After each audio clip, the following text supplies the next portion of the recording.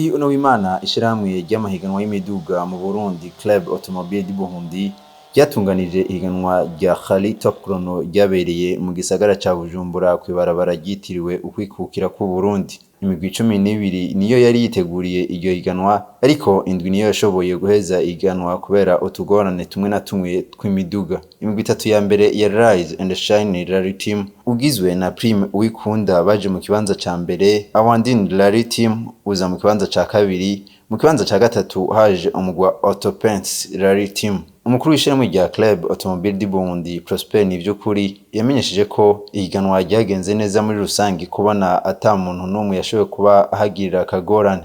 Ihiganwa tugize no munsi twaba turigira uko umwaka uheze. No mu mwaka uheze wa 2022 twari ngaha nyene kuri iki kibanza nyene.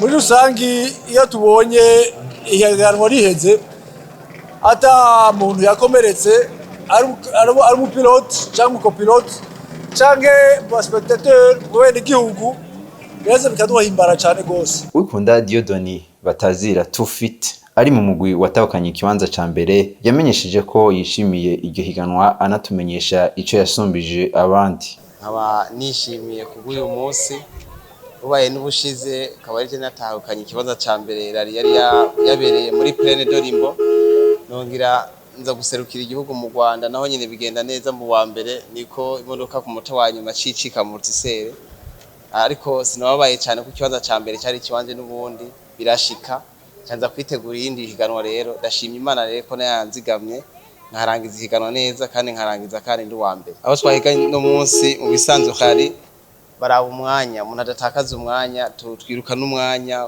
kunyeruka cyane. Nabasumbije rero ko kunyeruka cyane, hamwe abandi usanga bariko barateba, nabasangije ubuhinga bwo kunyeruka cyane. Hariho changement kubera imodoka nahora mfise nkinisha mu mwaka uheze siyo nakinisha, narisunuye gato ndibwa ku yindi modoka iri hejuru niyo nahora nkoresha, nico gituma bivaye na experience nari mfise rero atabwo nkifise. Mwamenya ko mu kwezi k'umunani kandi himirije irindi higanwa ryo ku rwego rwa Afrika rizobera hano mu gihugu cacu c'u Burundi.